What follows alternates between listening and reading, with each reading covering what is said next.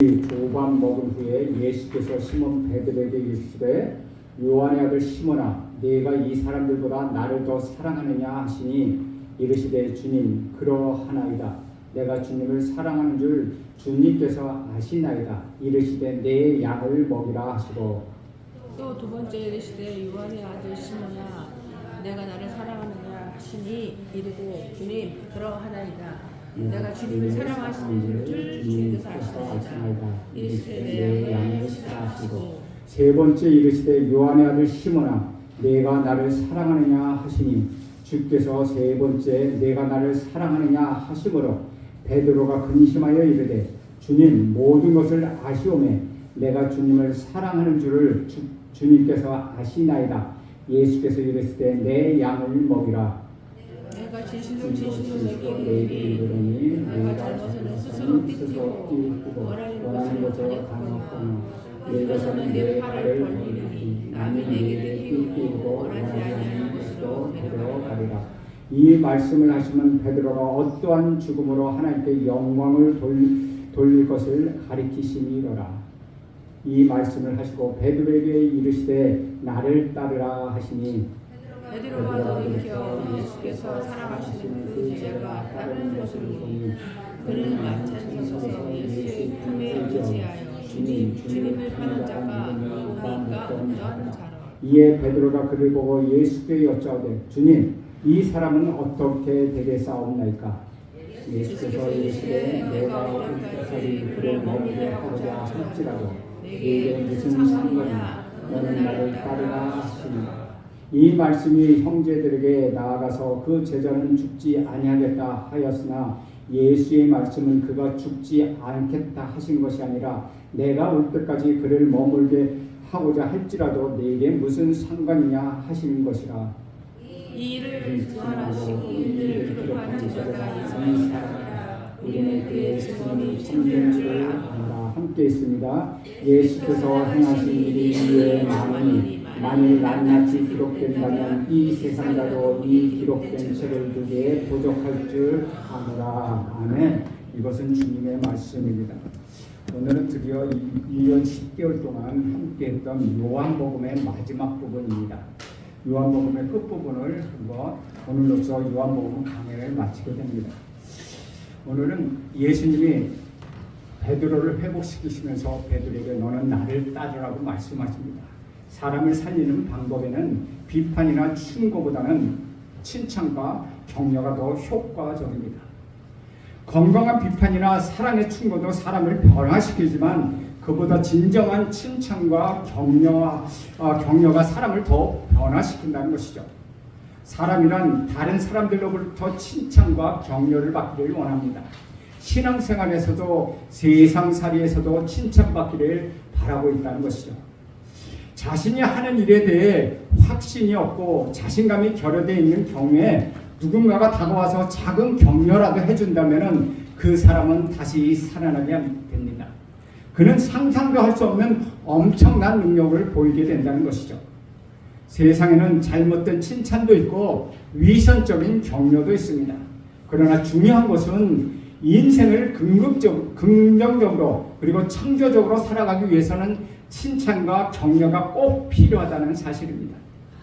부부관계에 있어서도 서로 상대방을 인정해주고 그 장점을 칭찬해주며 격려하는 사이가 되어야 한다는 것이죠. 우리 말 한마디가 가정을 살리고 자녀를 살리고 또한 우리의 직장도 변화시킬 수 있다는 것이죠.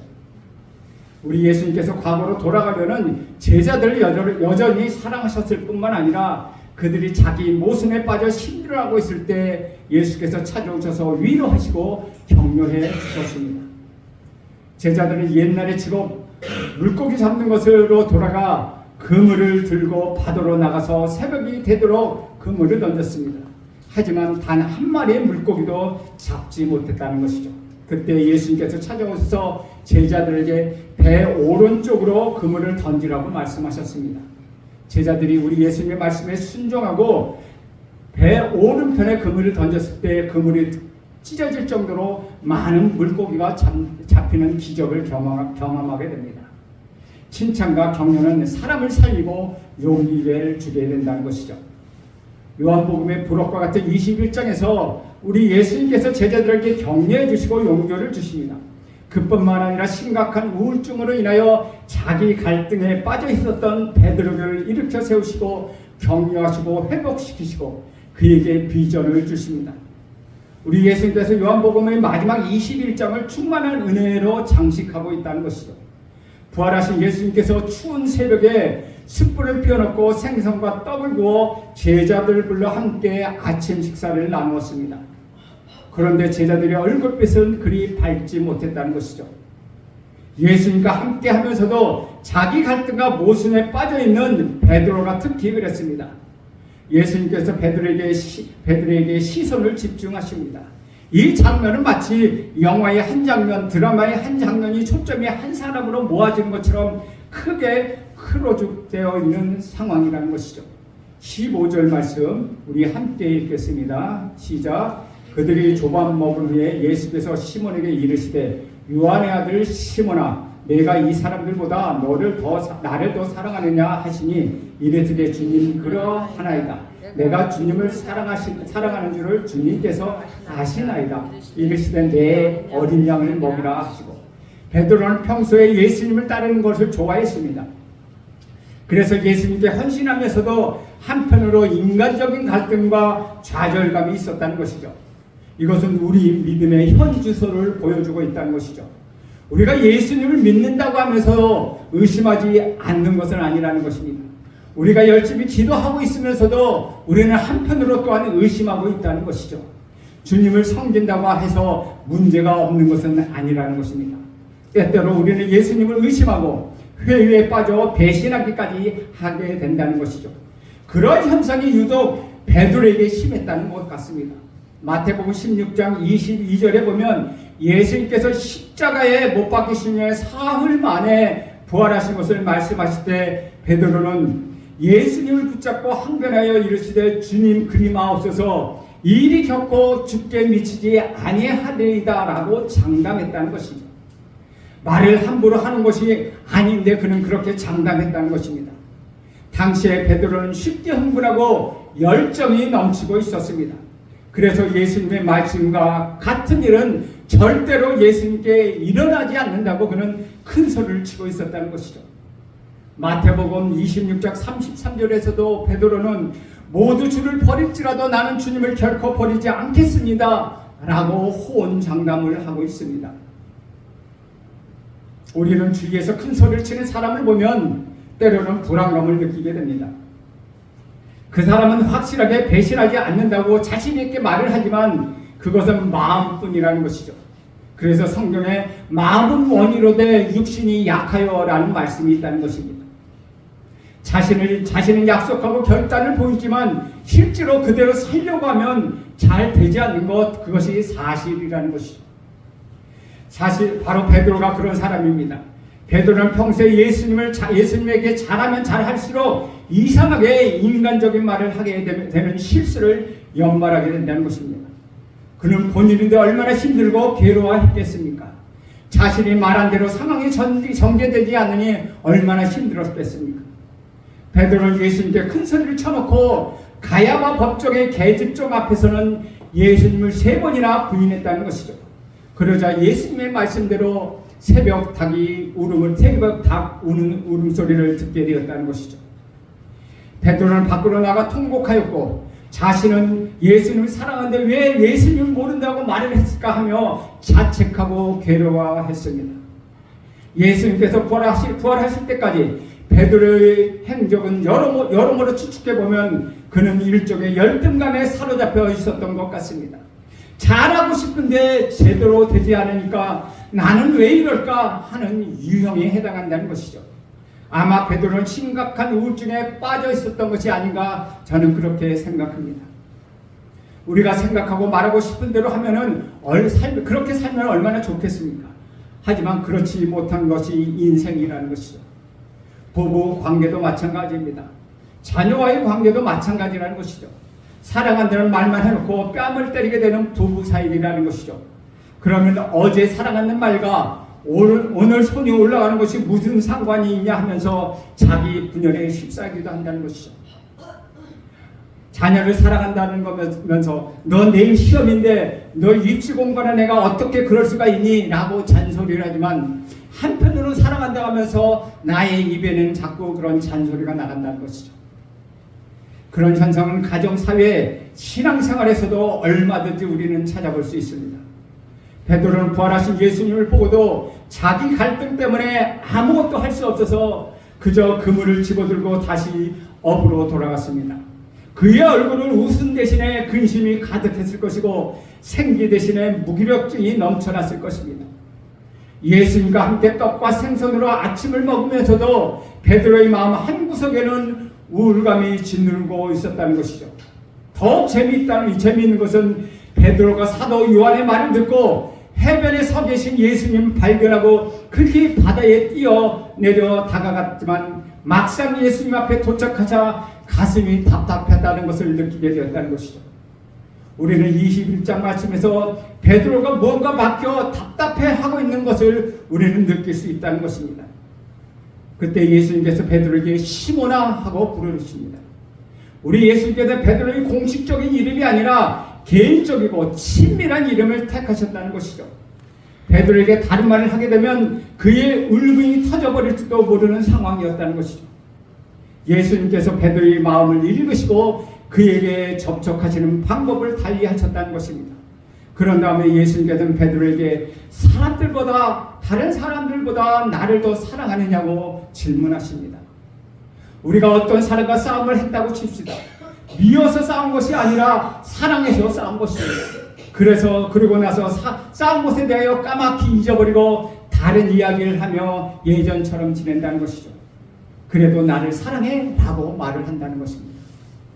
그와 마찬가지로 베드로도 예수님을 배신한 적이 있지만 우리 예수님이 여전히 사랑하고 있다는 것은 사실입니다.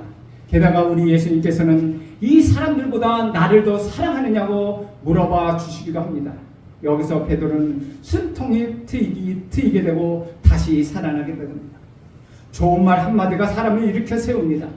예수님께서는 지금 베드로에게, 아니 여러분에게 지금 괜찮니? 그때 너의 마음은 안 그랬을 거야. 너는 실수했지만 여전히 나를 사랑하고 있는 거야 라고 여러분에게 다가오고 계시다는 것이죠. 뜻하지 않는 예수님의 질문에 베드로는 깜짝 놀랍니다. 예수님께 야단맞을 줄을 알았는데, 잘못을 지적당할 줄을 알았는데 전혀 그런 말은 없으시고 나를 사랑하느냐고 물어보시는 것입니다. 베드로는 대답합니다. 주님, 그러합니다. 내가 주님을 사랑하신 줄 주님이 아십니다 라고 대답합니다. 여기서 우리는 변화된 베드로의 모습을 발견할 수 있습니다. 옛날 베드로에게 이런 질문을 했다면, 그는 주님, 내가 죽기까지 주님을 따르겠습니다. 다른 사람들은 모두 주님을 버린다 해도 나는 절대로 주님을 버리지 않겠습니다 라고 객기를 부렸을 것입니다. 하지만 지금 베드로는 기가 많이 꺾여 있었습니다. 그 의기양양했던 베드로가 코가 납작해져서 주님을 사랑하는 것을 어떻게 제 입으로 말하겠습니까? 그것은 주님께서 알고 계십니다 라고 겸손해졌다는 것이죠. 사람은 같은 말이라도 오만하게 할 수 있고 의기양양하게 할 수 있습니다. 그러나 사람이 은혜를 받으면 겸손해지고 같은 말이라도 자신의 부족함, 자신의 연약함, 자신의 실수를 인정하면서 그 말을 입 밖으로 내게 된다는 것이죠. 분명히 베드로는 한풀 꺾였습니다. 그리고 펄펄 날뛰던 예전의 베드로가 아니었습니다. 우리는 베드로에게서 언어가 달라졌고 태도가 달라졌다는 것을 발견할 수 있습니다. 원어에 보면 우리 예수님께서는 나를 사랑하느냐, 이 사랑 즉 아가페베적으로 나를 사랑하느냐라고 물으십니다. 베드로는 인간적인 사랑 즉 필레오의 사랑으로 예수님을 사랑할 수밖에 없습니다 라고 대답합니다.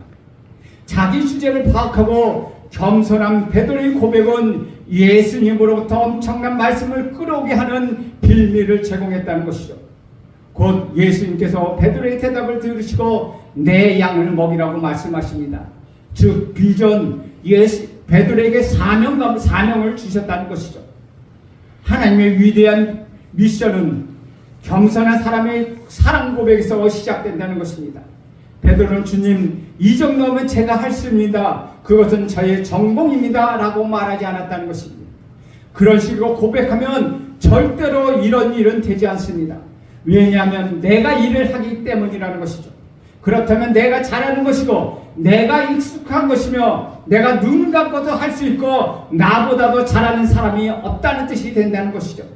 따라서 교만이 생겨나게 되는 것 불보듯 뻔한 일이라는 것입니다. 그러나 주님, 제가 어떻게 그런 일을 할 수 있겠습니까?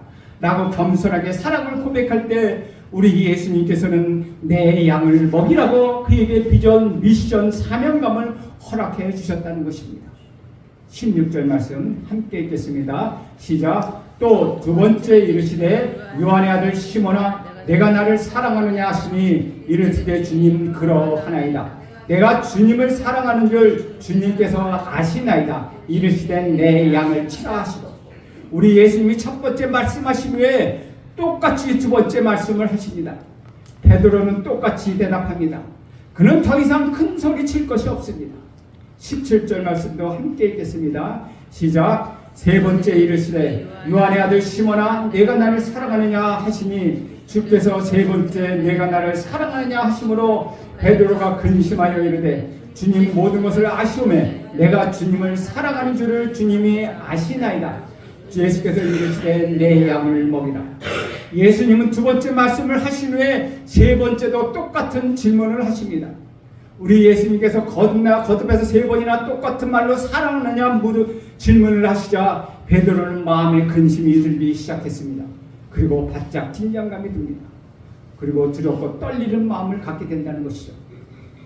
만약 여러분 부부 사이에 언쟁이 벌어지면 한참 동안 진정한 다음에 여보 나를 사랑해? 라고 하고 물어보세요. 또 아무 말을 하지 않다가 한참에 또 한번 물어보십시오. 그리고 또 한참 후에 다시 한번 여보 나를 정말 사랑해? 라고 물어보십시오. 그러면 상대방은 매우 긴장할 것입니다. 하나님께 대한 인간의 믿음 상태란 공포가 아니라 경외심입니다. 두렵고 떨리는 마음가짐이라는 것이죠. 하나님께 가장 잘못된 마음이 인간의 방자한 태도라는 것이죠. 하나님을 우습게 여기는 마음입니다. 그러나 우리는 가장 아름다운 영적 상태인 두려움과 떨리는 마음의 경외심으로 우리 주님 앞에 나아가야 합니다. 우리가 예배를 드릴 때 두려움과 떨리는 마음으로 그 경외심으로 예배를 드릴 때 우리 하나님은 그 예배를 받아주신다는 것입니다. 여기서 우리는 두 가지 사실을 발견하게 됩니다. 첫째로 진정한 사랑의 고백에는 겸손이 있다는 것입니다. 진정한 사랑의 고백에 자신의 부족함과 자신의 연약함을 인정하는 영적 태도가 있다는 것이죠. 두렵고 떨리는 마음으로 겸허하게 하나님 앞에 나가는 것이 예배의 태도입니다. 둘째로 실수한 만큼 회복할 수 있도록 기회를 주신다는 것입니다. 우리 주님께서 베드로에게 세 번이나 같은 말씀을 하신 것은 베드로가 못 알아들었기 때문이 아니라는 것입니다. 베드로가 세 번이나 배신했기 때문에 예수님에게서는 회복의 기회를 세 번 주셨다는 것입니다. 만약 누가 어떤 잘못을 저질렀다면 그것을 회복할 수 있도록 충분한 기회를 주어야 합니다. 아무 의미 없이 막연히 미안하다는 말 한마디로 충분하지 않다는 것이죠. 그에 대한 앙금을 모두 털어낼 수 있도록 기회를 주어야 한다는 것입니다. 베드로는 추위 때문에 숯불을 피워놓고 놓은 가야바 법정에서 예수님을 세 번 부인했습니다. 그런데 이제 예수님께서 숯불을 피워놓고 베드로를 회복시키고 계시다는 것이죠. 어쨌든 베드로와의 숯불은 관계가 있다는 것입니다. 한 영혼에 대한 예수님의 깊은 배려가 있었다는 것이죠. 우울증에 걸린 사람, 자신감을 잃어버린 사람, 본인에게 스스로 실망한 사람에게 우리 주님께서는 용기를 주시고 회복시켜 주십니다. 진정한 사랑에 겸손한 고백이 있고 진정한 회복에 충분한 기회가 있다면 진정한 사명에 대한 위임이 있었다는 것이죠. 우리 예수님께서 베드로에게 너의 능력이 얼마나 되느냐, 내가 얼마나 완벽하느냐라고 질문하지 않으셨다는 것이죠. 또 내가 얼마나 실수를 많이 했느냐, 왜 나를 배반했느냐라고 책망하지 않으셨다는 것이죠. 우리 주님은 오로지 내가 나를 사랑하느냐고 세 번이나 묻고 계시다는 것입니다. 그리고 예수님께서 베드로에게 세 번의 비전, 세 번의 미션을 주십니다. 내 어린 양을 먹이라, 내 양을 치라, 내 양을 먹이라고 말씀하신 것입니다. 하나님께서 우리에게 주시는 비전은 내 양을 먹이라, 내 양을 치라, 내 양을 어린 양을 먹이라는 것입니다. 하나님의 어린 양이 세상에 많이 있습니다. 병들어 죽어가는 사람들, 가난한 사람들을 인권을 무시당한 채 살아가는 사람들, 짐승처럼 대우받고 사는 사람들이 많다는 것이죠. 예수님께서 우리에게 그런 사람을 돌보고 양육하라는 비전, 미션을 주셨다는 것입니다. 그리고 예수님께서는 몇 가지 말씀을 더 해주십니다. 먼저 베드로의 죽음에 관하여 예언하십니다. 18절과 19절 말씀 함께 읽겠습니다. 시작. 내가 진실로 내게 이르노니 내가 잘못하면 스스로 띠띠고 원하는 곳으로 다녔거니와 늙어서는 내 팔을 벌리더니 남이 네게 띠띠우고 원하지 아니하는 곳으로 데려가리라. 이 말씀을 하시면 베드로가 어떠한 죽음으로 하나님께 영광을 돌릴 것을 가르치시니라. 이 말씀을 하시고 베드로에게 이르시되 나를 따르라 하시니, 예수님은 베드로의 최후에 대하여 말씀하십니다. 베드로는 젊어서 마음대로 다녔지만 나이가 들면 다른 사람들이 원하지 않은 곳으로 데려간다고 말씀하십니다. 그러면서 베드로에게 나를 따르라고 권면합니다. 그리고 요한복음의 저자인 사도 바울에 대한 이야기로 넘어갑니다. 20절에서 21절, 22절 함께 봅니다. 시작. 베드로가 돌이켜 예수께서 사랑하는 그 제자가 따르는 것을 보니 그는 만찬석에서 예수님에 의지하여 주님을 파는 자가 누구오니까 묻던 자더라. 이에 베드로가 그를 보고 예수께 여짜오되 주님, 이 사람은 어떻게 되겠사옵나이까? 예수께서 이르시되 내가 올 때까지 그를 머물게 하고자 할지라도 내게 무슨 상관이냐? 너는 나를 따르라 하시더라. 베드로가 받은 사명이 있고 요한이 받은 사명이 있습니다. 교회의 역사를 보면 베드로는 목자와 설교자와 교회의 증인이 되며 결국 순교자가 되었습니다. 그는 십자가에 거꾸로 매달려 죽었다는 전설이 있습니다. 만약 요한은 예수님의 어머니, 한편 요한은 예수님의 어머니 마리아를 모시고 숨어 다니느라고 나중에까지 오래 살았지만 교회의 지도자와 예언자가 되었고 또한 신실한 작가가 되어서 요한복음과 요한 1, 2, 3서와 요한계시록을 저술합니다. 기독교 전통에 따르면 사도 요한은 유일하게 순교하지 않은 채 에베소에서 예수님이 오신 후 즉 서기 100년에 94세의 나이로 죽었다고 되어 있습니다. 사랑하는 여러분, 우리도 주님이 주신 사명이 각각 다릅니다. 그러나 우리에게 공통적으로 주어진 한 가지 명령이 있습니다. 그것은 무엇입니까? 나를 따르라 라는 것입니다. 그러나 따르는 모습은 다릅니다. 그런데 따르는 것은 같다는 것입니다. 그러므로 우리 신앙생활의 초점은 나를 따르라 라고 말씀하시는 우리 예수님께 맞춰진다는 것이죠. 우리는 예수님께 속해야 하고 그분께만 책임을 져야 한다 하며 그분만 바라보며 나아가는 것입니다.